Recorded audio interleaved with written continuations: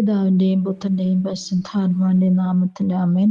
ലൂക്കാ എഴുതിയ സുവിശേഷം 1-ാം അധ്യായം 57 മുതൽ 66 വരെയുള്ള തിരുവചനങ്ങൾ.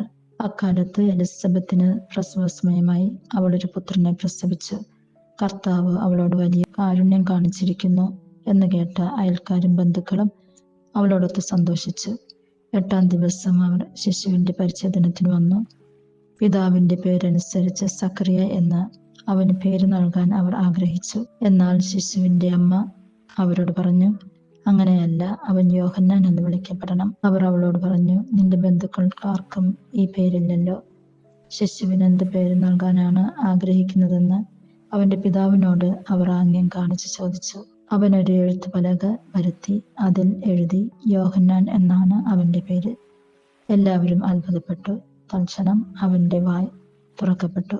നാവ് സ്വതന്ത്രമായി. അവൻ ദൈവത്തെ വാഴ്ത്തിക്കൊണ്ട് സംസാരിക്കാൻ തുടങ്ങി. അയൽക്കാർക്കെല്ലാം ഭയമുണ്ടായി. യൂദയായിലെ മലനാട്ടിലെങ്ങും ഈ സംഗതികൾ സംസാര വിഷയമാവുകയും ചെയ്തു. കേട്ടവരെല്ലാം ഈ ശിശു ആരായിത്തീരും എന്ന് ചിന്തിച്ചു തുടങ്ങി. കർത്താവിന്റെ കരം അവനോടുകൂടി ഉണ്ടായിരുന്നു. ഈ വചനഭാഗത്തിലൂടെ നമ്മൾ സ്നാപക യോഹന്നാന്റെ ജനനത്തെക്കുറിച്ചും അദ്ദേഹത്തിന്റെ പേരിടലിനെ ചൊല്ലിയാണ് ഈ വചനഭാഗം നമ്മളെ ഓർമ്മപ്പെടുത്തുന്നത്. യോഹന്നാൻ എന്ന പേരിടണമെന്ന് ദൈവം ആഗ്രഹിച്ചു. മാതാപിതാക്കളിലൂടെ അവിടുന്ന് പ്രവർത്തിക്കുകയും ചെയ്തു. നമ്മുടെ ഓരോരുത്തരുടെയും പേരിന് മാത്രം വിലയുണ്ട്, പ്രാധാന്യമുണ്ട്. സ്വർഗം നമ്മുടെ പേരിന് അംഗീകരിക്കുന്നു. ബൈബിൾ അനുസരിച്ചുള്ള പേരുകളാണ് നമ്മൾ നൽകുന്നതെങ്കിൽ അത് നല്ലതായിരിക്കും.